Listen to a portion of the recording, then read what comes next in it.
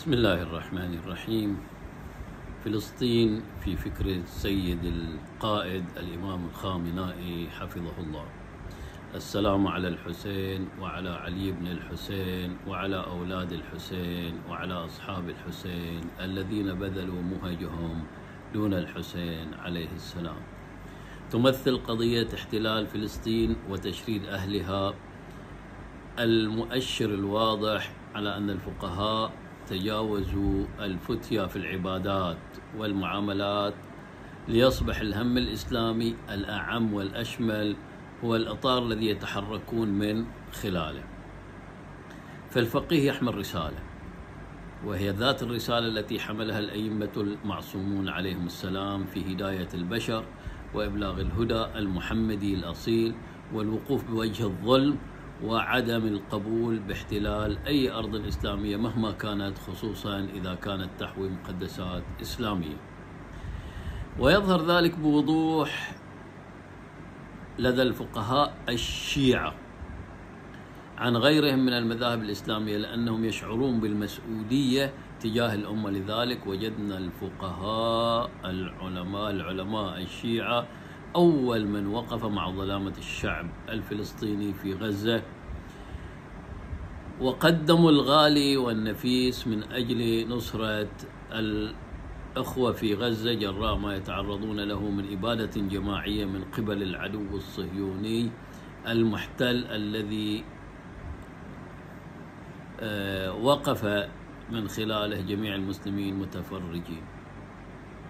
لقد كان للفقهاء الشيعة مواقف مشهودة منذ بدء الاحتلال الصهيوني للأراضي الإسلامية في فلسطين. فقد شارك آية الله الشيخ محمد حسين آل كاشف الغطاء من العراق في المؤتمر الإسلامي الموسع الذي عقد في القدس سنة 1931 ميلادية بدعوة من مفتي فلسطين الشيخ أمين الحسيني، واصدر فتوى شرعية بتحريم بيع الأراضي في فلسطين لليهود، اعتبر فيها أن البيع أو المساعدة أو السعي أو السمسرة به هو حرب على الله والنبي ومخالفة صريحة للإسلام، كما أصدر فتوى سنة 1938 بالجهاد لتحرير فلسطين. كذلك كان موقف السيد محسن الأمين في الشام، أصدر فتوى على شكل نداء يقول فيها لتأييد ثورة وجهاد الشيخ عز الدين القسام في فلسطين سنة 1936 ميلادي. وبعد الإعلان عن تأسيس الكيان الصهيوني في 1948 دعا آية الله كاشاني الشعب الإيراني إلى مناهضة الكيان المحتل، كما دعا مسلمي العالم إلى دعم فلسطين. أيضا ألقى الشهيد نواب صفوي بالتزامن مع آية الله كاشاني خطابا قويا دعا فيه الشعب والمسؤولين إلى الانتفاضة. وآية الله البوجردي دعا مسلمي إيران وكافة البلدان الإسلامية للاجتماع لمناهضة الصهاينة، كما أرسل آية الله بهبهاني السيد محمد بهباني رسالة إلى البابا زعيم الكاثوليكيين في العالم، واتخذ موقفا بوجه الإعلان عن تأسيس الكيان الصهيوني. فلسطين في فكر السيد القائد الخامنائي حفظه الله. السيد القائد يربط القضية الفلسطينية دائما بثورة الإمام الحسين عليه السلام بشكل وثيق،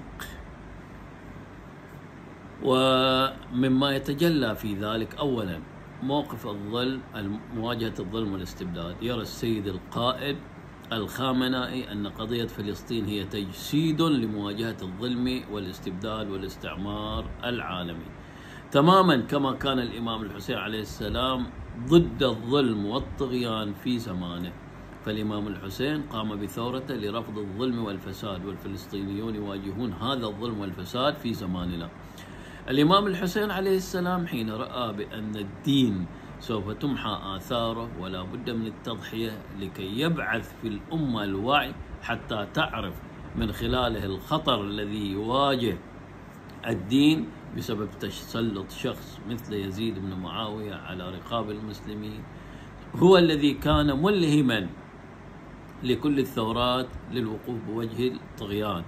ففي كتاب الثورة الحسينية خصائص ومرتكزات للسيد القائد حفظه الله يقول: إذن فأي وضع كان بحيث يشعر الحسين بن علي عليه السلام أن حياة الإسلام مرهونة بالتضحية بنفسه، وإلا سيفرط بالإسلام. فنحن يجب أن ننظر ونلاحظ الذي حدث حتى آل الأمر إلى أن يصبح شخص كيزيد حاكما على المجتمع الإسلامي، المجتمع الإسلامي الذي كان النبي محمد صلى الله عليه وآله حاكما فيه في المدينة وفي مكة والمدينة، ويعطي فيه الرايات للمسلمين.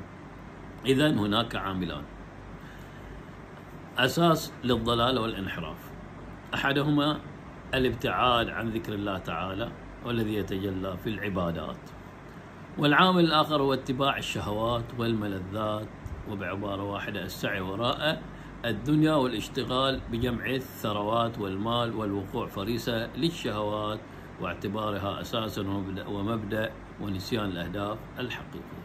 ثانيا، الدفاع عن المستضعفين. يعتبر الإمام القائد الإمام الحسين عليه السلام رمزا للدفاع عن المستضعفين والمظلومين، ويؤكد السيد الخامنائي أن الشعب الفلسطيني هو من أبرز الشعوب المستضعفة في العالم اليوم، وأن دعم قضيتهم هو امتداد لنهج الإمام الحسين عليه السلام في نصرة المظلومين، وأن الشهادة في سبيل الله هي طريق الحق للانتصار على الظالمين والمحتلين.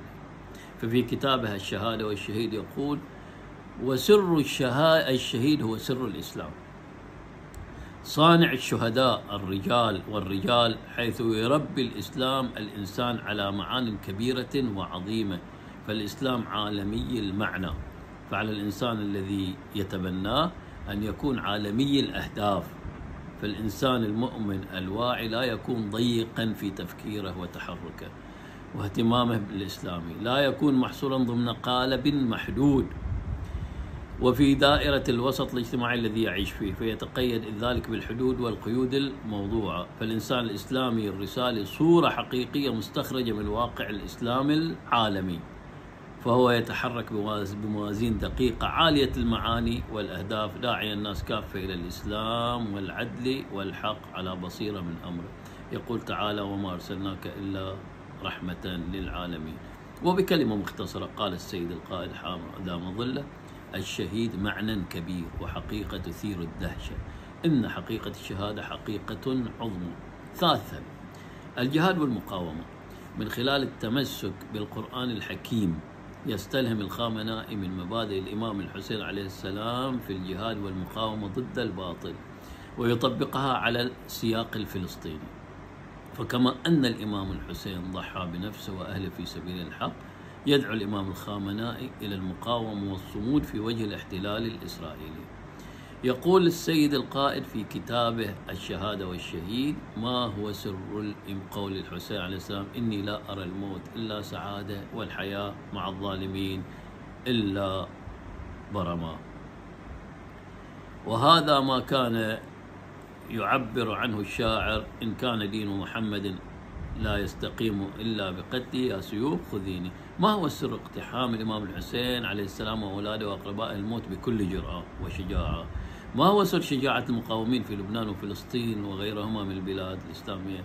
في الحقيقة السر في الإسلام العظيم والقرآن الحكيم الذي رسخ في نفوس أتباعه الفضائل الكريمة وفي عقول مريديه العقائد السامية. وأهم هذه العقائد الإيمان بالله وبالحياة بعد الموت إيمانا راسخا لا يتزلزل. عرج على كربلاء لنرى إيمان أصحاب الحسين عليه السلام وأقرباء بالآخرة إيمانا كالشمس في رابعة النهار. هذا الحر الذي نقله إلى معسكر الحسين يقول الذي نقله هو خوف الآخرة، فهو قال: إني والله أخير نفسي بين الجنة والنار، ولا أختار على الجنة شيئا، ولو قطعت وحرقت. وحبيب بن مظاهر الذي كان فرحا ضاحكا بكربلاء بالشهادة يقول له زيد بن الحسين: ما هذه ساعة ضحك؟ فيقول له حبيب: وأي موضع أحق بالسرور من هذا؟ هؤلاء أي الشهداء هم هدية الأنبياء لأهل الأرض، ومنهم اقتبسوا نورها. رابعا، الإحياء المستمر. يرى الإمام الخامنائي أن إحياء قضية فلسطين هو بمثابة إحياء لحركة الإمام الحسين عليه السلام، وأن التمسك بهذه القضية يدخل في صلب المبادئ الإسلامية التي جسدها الإمام الحسين. بشكل عام، يعتقد الخامنائي أن الجهاد في فلسطين هو تجسيد وحاضر معاصر لروح ثورة الإمام الحسين عليه السلام، وأن الانتصار في هذه القضية سيكون تحقيقا لوعد الله بنصر المستضعفين على غرار ما يمثله انتصار المبادئ الحسينية في نهاية المطاف. الإمام الحسين عليه السلام كان يرى بأن التضحية في سبيل الله هي واجب بعد أن كاد الإسلام يمحى حين تسلط رجل مثل يزيد على رقاب المسلمين. لذلك قالوا على الإسلام السلام إذ قد بليت الأمة براع مثل يزيد. وقال: أيها الأمير، إنا أهل بيت النبوة ومعدن الرسالة ومختلف الملائكة، بنا فتح الله وبنا ختم، ويزيد رجل فاسق شارب للخمر قاتل للنفس المحترمة معلن بالفسق، ومثلي لا يبايع مثلي. إذن هناك تشخيص من الإمام الحسين بأن الإسلام في خطر ويحتاج إلى التضحية لكي يبقى الإسلام متقدا في النفوس، فيقدم نفسه للتضحية من أجل إبقاء هذا الدين في عزة وكرامة. تمثل مواقف السيد القائد حفظه الله امتداد لمواقف الإمام الخميني رحمه الله، حيث كان يدعو الدول الإسلامية وشعوبها إلى أن تتوحد في مواجهة الكيان الصهيوني. ففي بيان أصدره خلال حرب حزيران 67 يقول: يجب على الدول الإسلامية وشعوبها على اختلاف قومياتها ولغاتها أن تتوحد وتبذل جهودها وإمكانياتها في استئصال الغاصب المعتدي، وأن تكف عن مساعدة إسرائيل وعمالها السائرين في ركابها ومناصرها، وأن تقطع عنهم كل معونة مادية ومعنوية بجميع أشكالها، فتحرم عليهم النفط والأسلحة والمتفجرات، وأن تقطع عنهم كل رابطة تجارية وسياسية، وأن تمتنع عن استقبال المنتوجات الإسرائيلية كافة. ولتعلم الأمة الإسلامية جميعا أن المخالف لما نوهنا به يعتبر عدوا مناهضا للإسلام والمسلمين. وقال: يجب علينا جميعا أن ننهض لنقتلع إسرائيل من الجذور.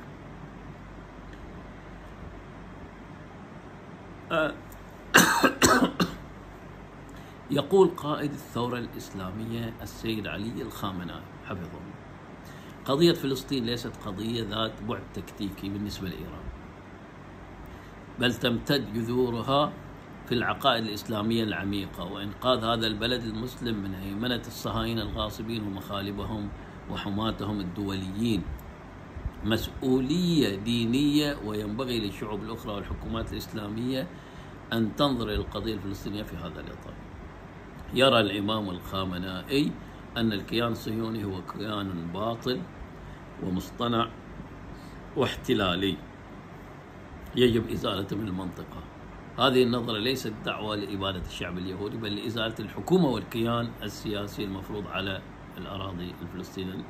نستطيع أن نلخص رؤية السيد الخامنائي حول الكيان الصهيوني فيما يلي: 1. الكيان الغاصب والباطل. يعتبر السيد الخامنائي إسرائيل كيانا غير شرعي. 2. فهو محتل للأراضي الفلسطينية. 2. التهديد للإنسانية. يرى أن الصهيونية تشكل تهديدا ليس فقط على المسلمين والعرب بل للإنسانية جمعاء، وأن الحكومات الغربية نفسها تعاني من نفوذ المراكز الصهيونية. 3. واجب ديني وإنساني. يؤكد أن إزالة الكيان الصهيوني من المنطقة واجب ديني وإنساني. 4. الدعوة للاستفتاء. يقترح حل القضية الفلسطينية من خلال إجراء استفتاء مشاركة جميع الفلسطينيين المقيمين داخل الأراضي المحتلة وخارجها. 5. رفض المساومة والتفاوض. يشدد على أن طريق التحرير هو المقاومة وليس المساومة أو التفاوض مع الكيان الغاصب. 6. التنبؤ بالزوال.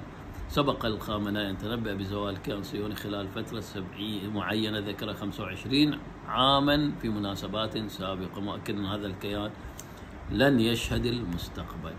ومستقبل العالم الإسلامي في نظر الخامنائي.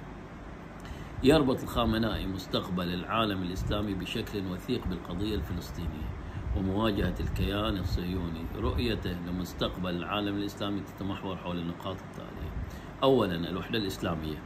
يؤكد أن وحدة الأمة الإسلامية هي السلاح الأساسي لمواجهة التحديات وحل مشكلاتها، بما في ذلك القضية الفلسطينية. يعتبر أن الخلافات بين الدول الإسلامية ومن داخلها هي من مخططات الأعداء لإضعاف الأمة. اثنين، الاستقلال والاعتماد على الذات. يدعو إلى أن تعتمد الأمة الإسلامية على قوتها الذاتية وتستعيد استقلالها وألا تستسلم للضغوط الأمريكية والغربية. ثالثا، المقاومة كطريق للتحرر. يرى أن المقاومة هي الطريق الوحيد لتحرير فلسطين.